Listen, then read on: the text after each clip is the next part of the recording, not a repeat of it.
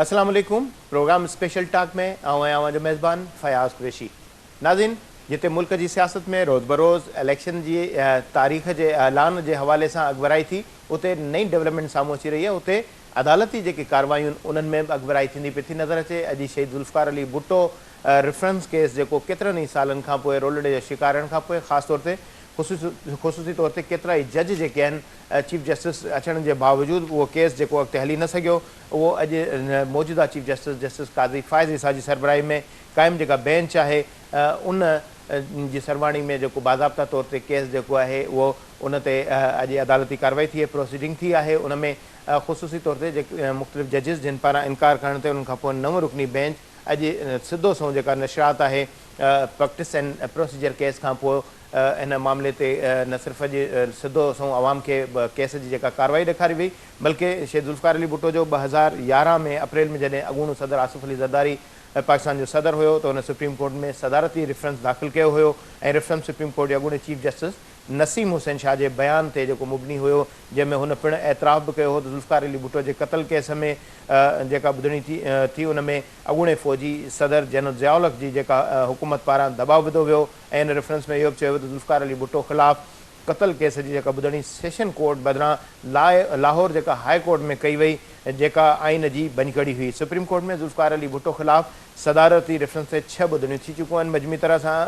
अॼु जी ॿुधणी खां अलावा, जंहिंमां पहिरीं ॿुधणी 2 जनवरी 2012 ते थी, जॾहिं त आख़िरी ॿुधणी 12 नवंबर 2012 में थी। तो मुख़्तलिफ़ दौर गुज़रिया, मुख़्तलिफ़ चीफ जस्टिस जेके आया उहे इन हवाले से ख़ासि तौर ते 8 जेके चीफ जस्टिस जो तस्करो करे सघिजे थो, तो उन्हनि इन मामले ते रेफरेंस से का भी अगबराई न कई, जंहिं सबबु शहीद ज़ुल्फ़िकार अली भुट्टो जो रेफरेंस है केस वो न सिर्फ़ सॉरी ॿुधणी खां रहिजी वियो, बल्कि तसलसल सां उन्हनि ते ॿुधणी न थियण जे करे सियासी बुनियादनि ते सवाल भी उथंदा रहा तो भुट्टो शहीद के अॼु भी इंसाफ़ न मिली सघियो। अड़ी तरह से शहीद ज़ुल्फ़िकार अली भुट्टो खां हटी करे मियाँ नवाज़ शरीफ़ जो अॻूणो वज़ीर अज़म है उनके चौथे दफ़ा वज़ीर अज़म की राह में जो रुकावटूं संदसि ना हली हुई, उन हवाले से अहम जो मुख्य केस उन में आर्टिकल 186 तहत जो सदारती रेफरेंस सॉरी जैमें मियाँ नवाज़ शरीफ़ वालो जो मामलो हो उन ते नेब प्रोसिक्यूटर जो नवाज़ शरीफ़ के करप्शन करप्ट प्रैक्टिस जो इल्ज़ाम हया हुआ उन ते चीफ जस्टिस आमिर फारूक और जस्टिस मियाँ गुल हसन औरंगज़ेब ते बदल 2 रुकनी बेंच फ़ैसिलो महफूज़ भी किया हो। अड़ी तरह से फ़ैसिलो ॿुधाईंदे नवाज़ शरीफ़ के अल अज़ीज़िया रेफरेंस जो केस है उन मां बरी करे छॾियो। तो मियाँ नवाज़ शरीफ़ जी जेका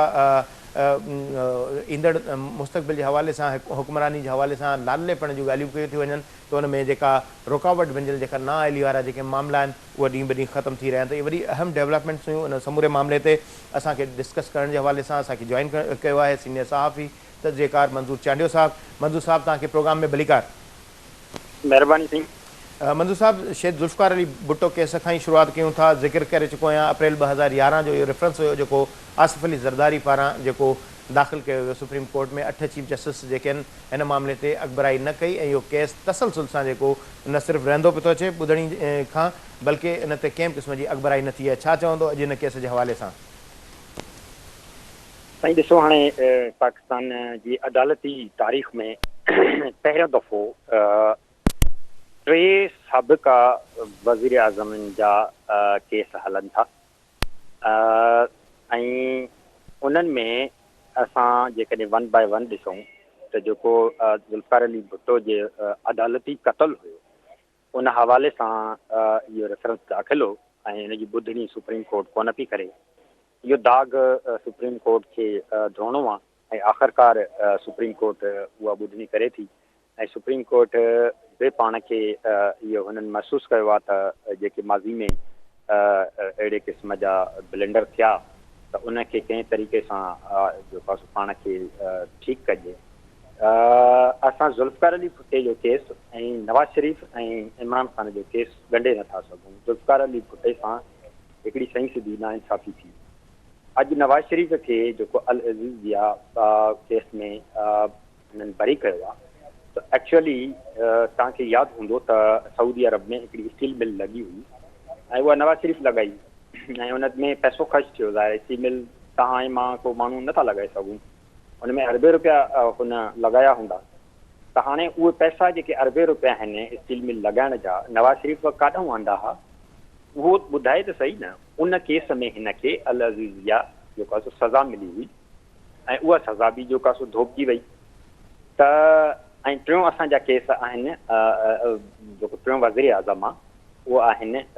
इमरान ख़ान जा केस। उहो त हाणे रिसेंट आहिनि, असांजे सभिनी माण्हुनि खे यादि आहिनि, तोशाखाना ऐं साइफर आहिनि ऐं ॿिया। त हिकिड़े जेको आहे असांजे हिन दुनिया में न रहंदड़ वज़ीर आज़म खे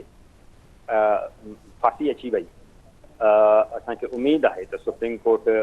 जेको आहे पंहिंजे उन ते रिव्यू कंदी। डेफिनेटली फांसी जी सज़ा त लाहौर हाई कोर्ट खां ई, त सुप्रीम कोर्ट उनखे इंडोर्स कयो ऐं भुट्टे साहब जी अपील जेको आहे रद्द थी हुई ऐं भुट्टे साहब खे फांसी अची वई। त हाणे सुप्रीम कोर्ट ई उहो पंहिंजो दाग़ धोंदी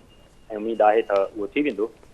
असां ॻंढे नथा सघूं। जीअं मां तव्हांखे अर्ज़ु कयुमि त 3 साबिक़ा वज़ीर आज़मनि जा केस आहिनि ऐं वज़ीर आज़मनि खे असां इहो चई सघूं था त वज़ीर आज़मनि जा केस हलनि था, उन्हनि खे ॾींहुं राति केस हलनि था, तेज़ी सां हलनि था, उन्हनि खे इंसाफ़ मिले थो। पर हू जंहिंजे करे वज़ीर आज़म थिया, आवाम जे करे उनखां वोट वठी इन्हनि पोस्टुनि ते पहुता, त आवाम धिका थो खाए अदालतुनि जा। न उहे जेको आहे उन्हनि खे अॼु इंसाफ़ थो मिले, न बेगुनाह जेके फांसियूं चढ़ी विया उन्हनि खे इंसाफ़ थो अदालतुनि मां मिले। असांखे पाकिस्तान उहो खपे जिते मतिलबु हिकिड़े नंढड़े आम माण्हू खां वठी वज़ीर आज़म ताईं उन्हनि खे इंसाफ़ मिले। असांखे एतिराज़ु न आहे त भुट्टे साहब खे इंसाफ़ थो मिले। असां इहा ॻाल्हि था कयूं त हिकिड़ो जेको आम माण्हू आहे, जेको ग़रीब माण्हू आहे, जंहिं वटि मतिलबु वकील करण जा पैसा बि न आहिनि, उहो अदालतुनि जा धिका थो खाए, त उनखे बि इंसाफ़ मिलणु खपे।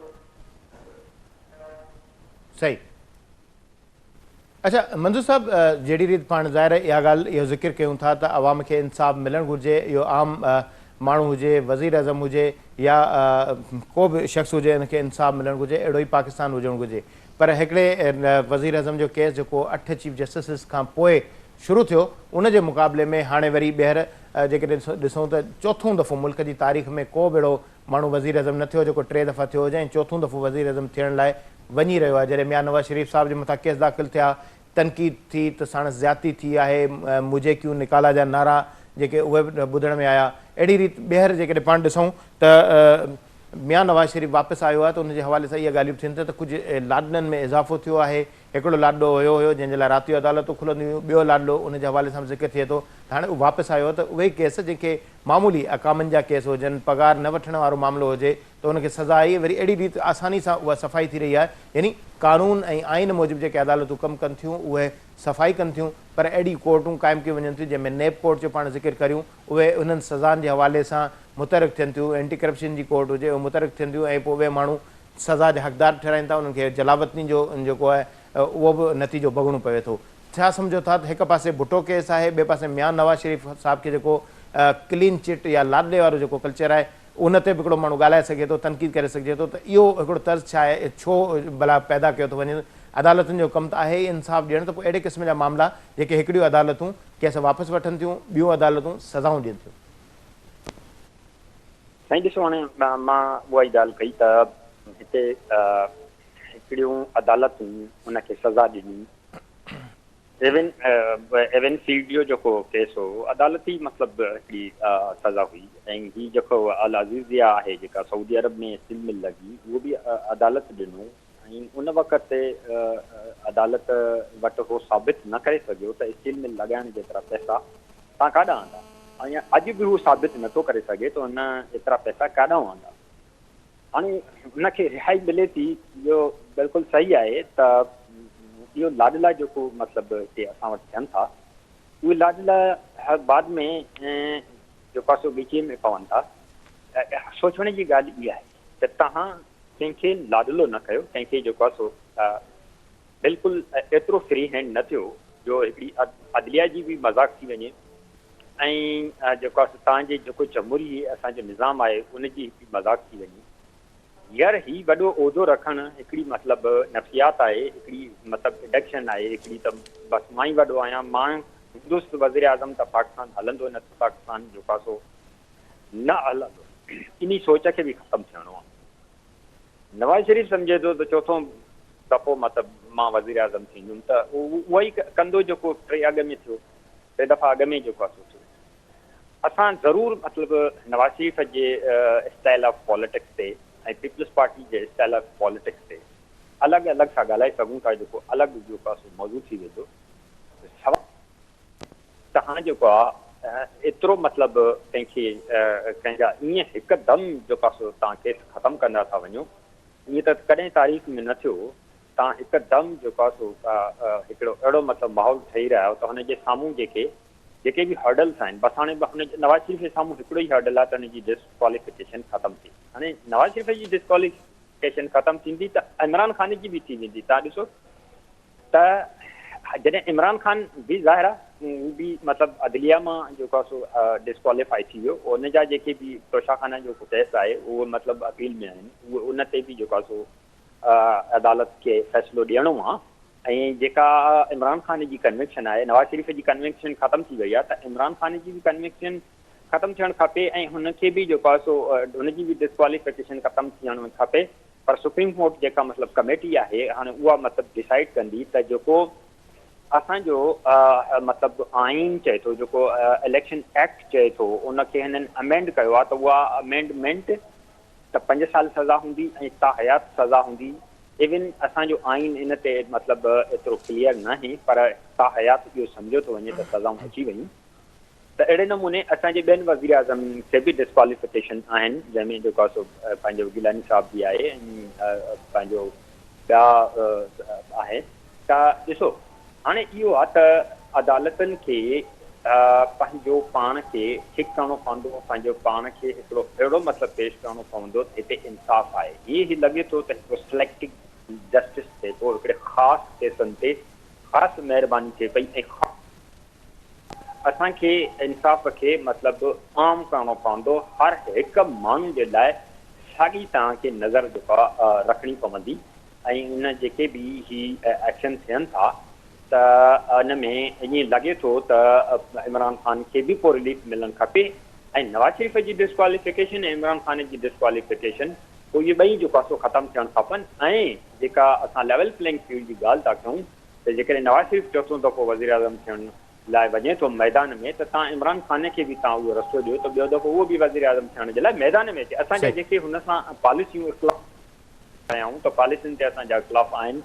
जेको स्टाइल ऑफ पॉलिटिक्स आहे उन ते असांजा ज़रूरु इख़्तिलाफ़ आहिनि, पर जेको जुडिशियल सिस्टम आहे उहो सभिनी जे लाइ हिकु जहिड़ो। मंजूर साहब हिते वक़्तु थियो ब्रेक जो, वठूं था शॉर्ट ब्रेक। वरी ज़ाहिर अदालती कार्रवाई जो मामिलो आहे जिते उते ताहयात नाली वारो ज़िक्र तव्हां ज़ाहिर कयो, उन मामले ते ज़ाहिर असांखे उन ते बि ॻाल्हाइणु घुरिजे, छाकाणि जो कल्ह बि उन ते प्रोसीडिंग थी आहे। त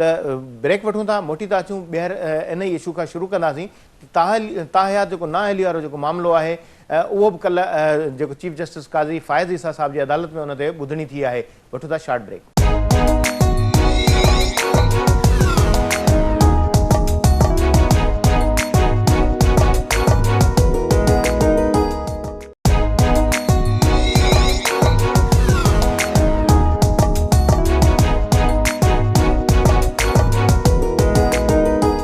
वेलकम बैक। मंजूर साहब ज़ाहिर इहो तमामु अहम तव्हां जेको नुक़्तो उथारियो आहे, जंहिंमें नाअहली वारो जेको मामिलो आहे, ज़ाहिर मियां नवाज़ शरीफ़ साहब जी केस जी ॿुधणी आहे। अगरि जेकॾहिं उन जी नाअहली ख़तमु थिए थी त अॻूणो वज़ीर आज़म ख़ान साहब बि आहे, अॻूणो वज़ीर आज़म हुजण जे नाते जहिड़ी तरह सां शेख ज़ुल्फ़िकार अली भुट्टो जो केस हले थो उते नवाज़ शरीफ़ साहब ऐं इमरान ख़ान साहब जा जेके केस आहिनि उहे ॿुधणी हेठि काज़ी फ़ाइज़ ईसा जी सरबराही में, जंहिंमें जस्टिस अतहर मिनल्ला ऐं जस्टिस अमीनुद्दीन ख़ान जी सरबराही में बेंच जेका आहे 2018 वारो जेको चूंडुनि में मीर बादशाह कैसराणी उन जा जेके कागज़ मंज़ूर करण वारो मामिलो हो, उन ते फैज़ इमाम जेको कैसराणी उन जो हाई कोर्ट में केस जेका ॿुधणी हुई त उन ते जेका सिविल अपील हुई उन ते ॿुधणी कई आहे। उन में अदालती फ़ैसिलो ऐं ख़ासि तौर ते इलेक्शन एक्ट में जेको तरमीम वारो जेको मामिलो आहे, तज़ाद आहे, उन ते नोटिस वरितो आहे ऐं उन ते इलेक्शन कमीशन ऐं अटॉर्नी जनरल खे बि उते तलब कयो वियो आहे। ख़ासि तौर ते सूबनि जा जेके एडवोकेट जनरल्स आहिनि उन्हनि खे बि नोटिस जारी करे अदालत हुकुम कयो आहे त इन जेको ताहयात नाअहली ऐं इलेक्शन एक्ट वारो जेको मामिलो आहे जिते ॿई गॾु हली नथा सघनि त उन ते अदालत जी रहनुमाई कई वञे। चीफ जस्टिस इहो बि चवणो त संगीन गद्दारी जहिड़ो जेको ॾोह आहे उन में सज़ा जेका आहे उहा 5 साल आहे। अहिड़ी तरह सां निमाज़ न पढ़णु ऐं कूड़ ॻाल्हाइण वारे मथां ताहयात जेको नाअहली वारो मामिलो आहे। हाणे हिकिड़े पासे गद्दारी केस आहे, ॿिए पासे क़तल आहे मामिलो। ज़ाहिर इहो ख़तरनाक ज़ाहिर आहे पंहिंजी जॻह ते, पर उन जे मुक़ाबले में जेकॾहिं को नमाज़ नथो पढ़े या कूड़ थो ॻाल्हाए, सच नथो ॿुधाए, हुन पंहिंजी पघार जेकॾहिं मियां साहिबु लिकाई आहे त उनखे सॼी उमिरि जी नाअहली जी सज़ा जेका आहे उहा अदालत ॾिनी आहे। त अहिड़ी क़िस्म जी जेका नाअहली जेका उनखे संगीन ॾोह करार ॾियणु, ख़ासि तौर ते जंहिंमें जेकॾहिं को गदार हुजे, पाकिस्तान खे तबाह करण जे हवाले सां जेकॾहिं का उन का एक्टिविटी कई आहे, सरगर्मी कई आहे, त उन जी जेका सज़ा जेका आहे उहा 5 साल आहे। पर जेकॾहिं कंहिं कूड़ ॻाल्हायो या जहिड़ी रीति नमाज़ न पढ़ी, चीफ जस्टिस साहिब जो चवणु हुयो त उनखे अख़लाक़ी ॾोह में जेको 5 सालनि जी जॻह ते पूरी उमिरि जेका नाअहली वारी सज़ा ॾिजे। थींदो ईअं आहे, आइनी अदालतूं उन्हनि जी जेका हिकिड़ी पंहिंजी हैसियत आहे।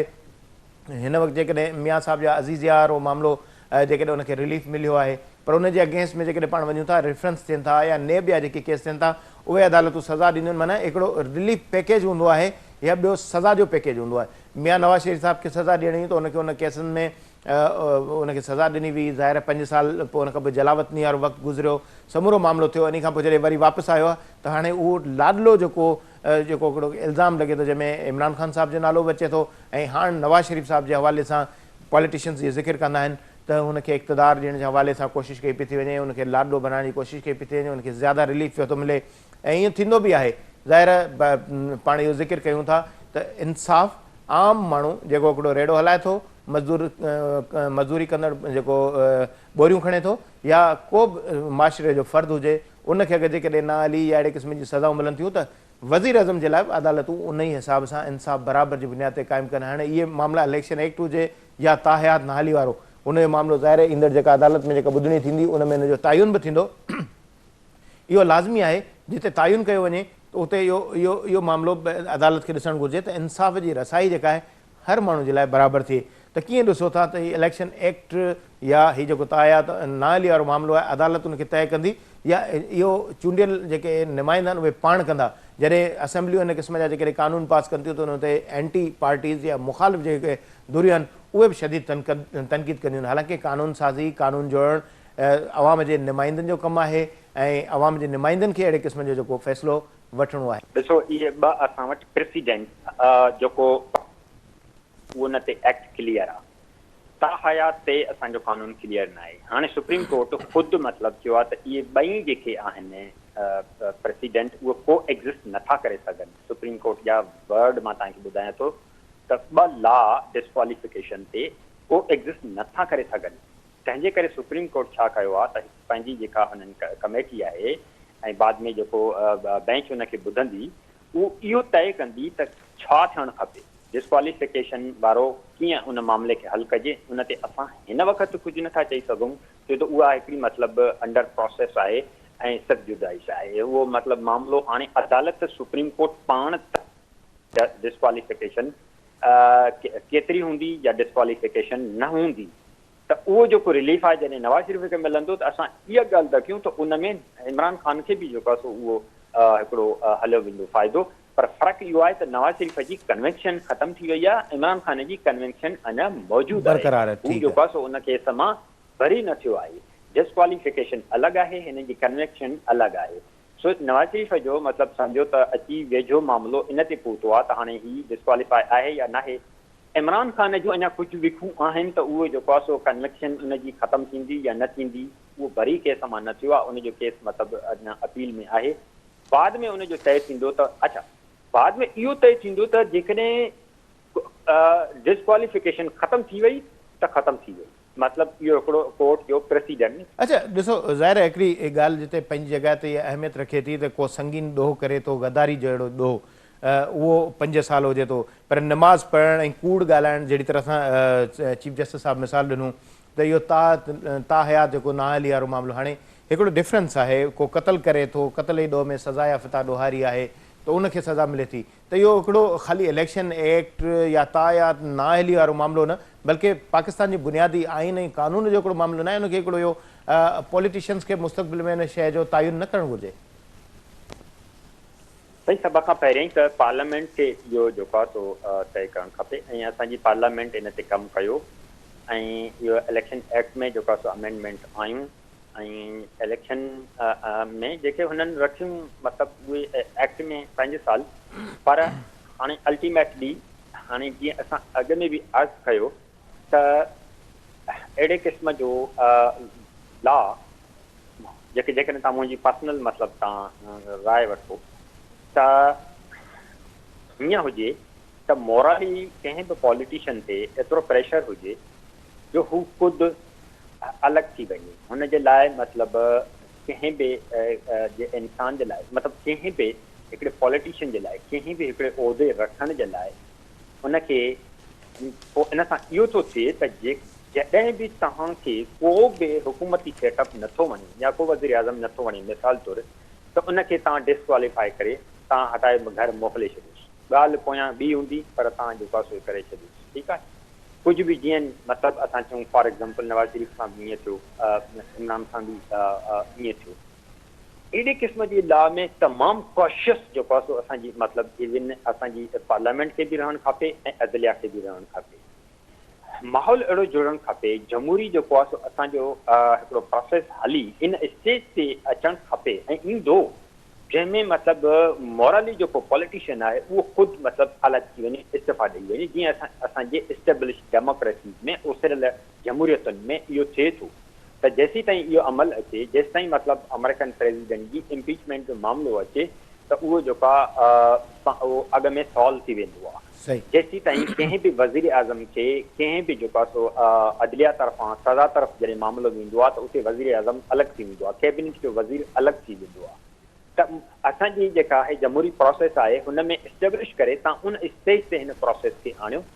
कंहिं बि हिकिड़े कंहिं माण्हू खे अदलिया जे तौर ते कंहिं बि बहाने मतिलबु हुन जो तव्हांखे नथो वणे हुनजी शकल पर हुनखे डिस्क्वालीफाई करे तव्हां कढी छॾियो इहो आवाम जे जेको मैंडेट आहे उनजी तोहीन आहे मतिलबु हिकिड़ी पार्टी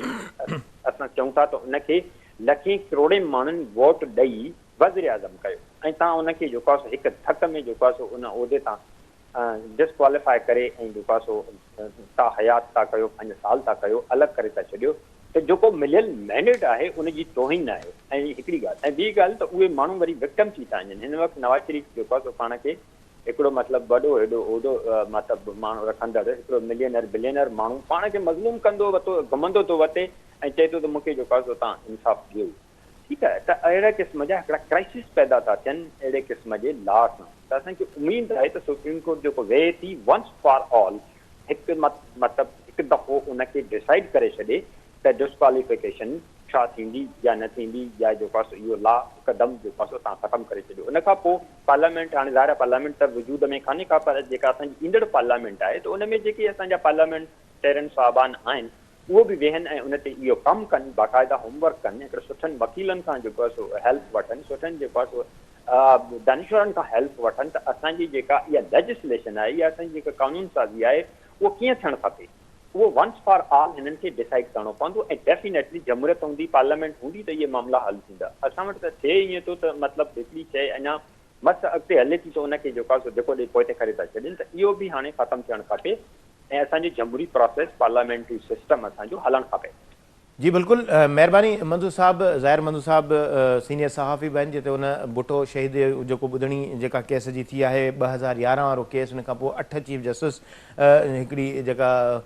मुसलसिल अरसे ताईं जेको हुन मामले खे एंगाईंदा रहिया कंहिं बि जज चीफ जस्टिस साहिब इन मामले खे ॿुधण जी हिमत न कई पर काज़ी फ़ाइज़ी साजे जेको हुन तारीख़ में संस रिकॉर्ड में इहो केस जिते ज़ाहिर अदालत जे मथां कारा जेके दाग़ जेके इल्ज़ाम लॻनि था हमेशह तनक़ीद थींदी आहे न सिर्फ़ु दोईंदी बल्कि अहिड़े क़िस्म जा जेके मामला आहिनि उनजो तायुन बि कंदी ज़ाहिर चयो वेंदो आहे जहिड़ी तारीख़ वरी बेरहम आहे उनजो कुझु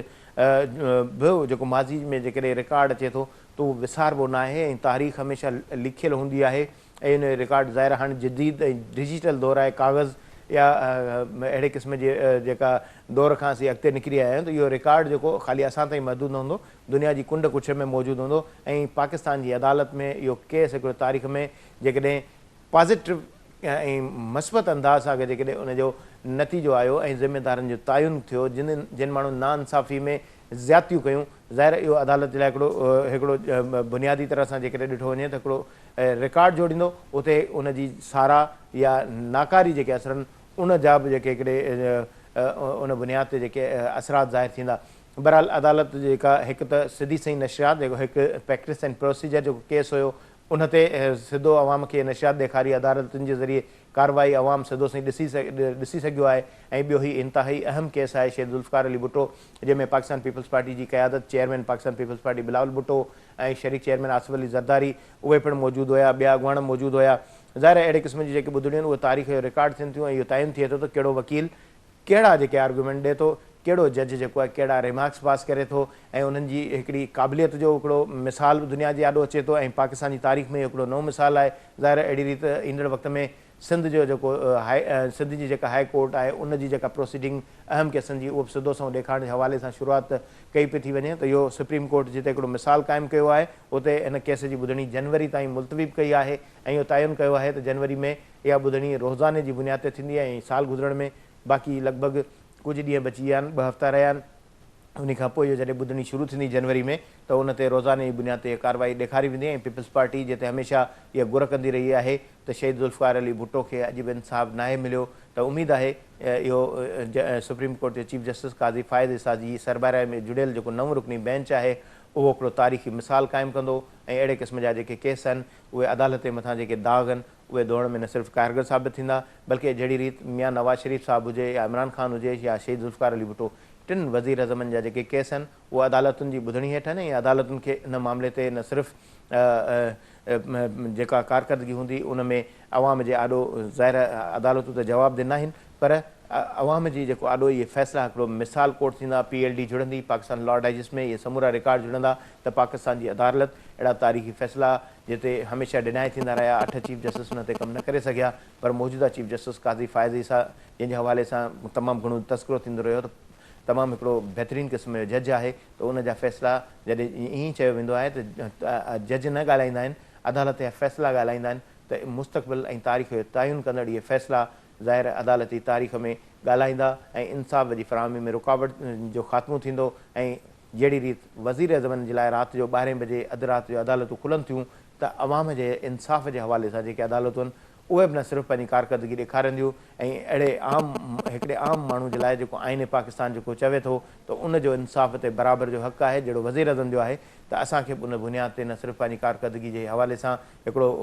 तारीख़ी रिकॉर्ड मुयसरु थींदो ऐं उमेदु आहे त चीफ जस्टिस साहिब जी अदालतूं ईंदड़ वक़्त जो तइनु कंदियूं ऐं अदालत जो हिकिड़ो सुनहरो जेको बाब आहे उहो रिकॉर्ड ते ज़रूरु ईंदो। प्रोग्राम जो वक़्तु पुॼाणी त पतो, इजाज़त ॾींदा अला भाई।